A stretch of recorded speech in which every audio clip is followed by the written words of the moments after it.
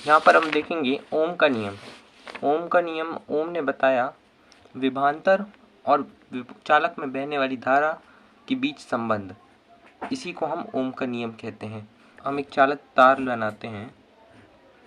अब हम इस पर हम सेल या बैटरी से करंट देंगे, अर्थात हम इस पर विभवांतर लगाएंगे। तो हम यहाँ पर एक सेल जोड़ देते हैं। हमने इस पर विभवांतर लगाया तो अब इस पर धारा प्रवाहित होगी, आई धारा इसमें प्रवाहित होगी। अब इलेक्ट्रॉन हमेशा धारा के विपरीत दिशा में गति करेंगे। इलेक्ट्रॉन धारा विभवांतर लगाने से इलेक्ट्रॉन को ऊर्जा मिली तो इलेक्ट्रॉन गति करेगा। इस कारण से जो चालक में धारा प्रवाहित होगी। तो यहाँ से एक ऑब्जेक्टिव बनता है कि चालक में धारा प्रवाह का क्या कारण है। उसका कारण होता है मुक्त इलेक्ट्रॉन्स। मुक्त इलेक्ट्रॉन के कारण धारा प्रवाहित होती है। तो चालक में हम जितना ज़्यादा विभवांतर लगाते हैं उतनी ज़्यादा धारा प्रवाहित होगी, क्योंकि जितना ज़्यादा हम विभवांतर लगाएंगे उतनी ज़्यादा इलेक्ट्रॉन को ऊर्जा मिलेगी और इलेक्ट्रॉन उतनी तेज़ी से गति करेगा। तो धारा जो बह रही है वो भी तेज़ी से बहेगी, क्योंकि इलेक्ट्रॉन धारा बहने का क्या कारण है, मुक्त इलेक्ट्रॉन, और इलेक्ट्रॉन की गति तेज होने के कारण धारा भी तेज़ी से बहेगी। तो यही ओम ने बताया कि हम जितना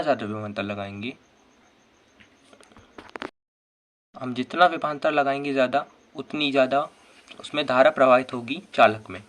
तो हमें जो कुछ भी लेना है चालक के लिए करना है। और ये सब कब होगा, जब चालक की भौतिक अवस्था में परिवर्तन ना हो रहा।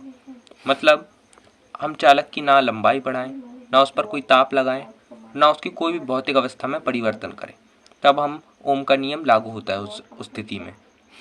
तो हम यहाँ पर देखते हैं, यदि किसी चालक की भौतिक अवस्था में परिवर्तन ना हो रहा हो, फर्स्ट चालक की भौतिक अवस्था में परिवर्तन ना हो रहा हो, तो चालक के सिरों के मध्य हमने क्या लगाया, विभवांतर।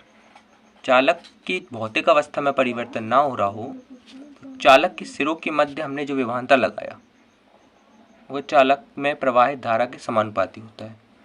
अर्थात हम जितना विभवांतर ज़्यादा लगाएंगे उतनी ज़्यादा धारा बहेगी। मान लीजिए चालक में V विभवांतर लगाया और उसमें I धारा प्रवाहित हुई। विभवांतर को हम V से डिनोट कर दिया और धारा को I से। तो वे समानुपाती I, मतलब जितना ज़्यादा विभवांतर उतनी ज़्यादा धारा। जब समानुपाती हटेगा तो एक नियतांक लगता है। तो यहाँ पर हो जाएगा V = IR। R जो है यहाँ एक नियतांक है, जिसे हम चालक का प्रतिरोध भी कहते हैं। चालक का प्रतिरोध R का मात्रक क्या होता है, ओम।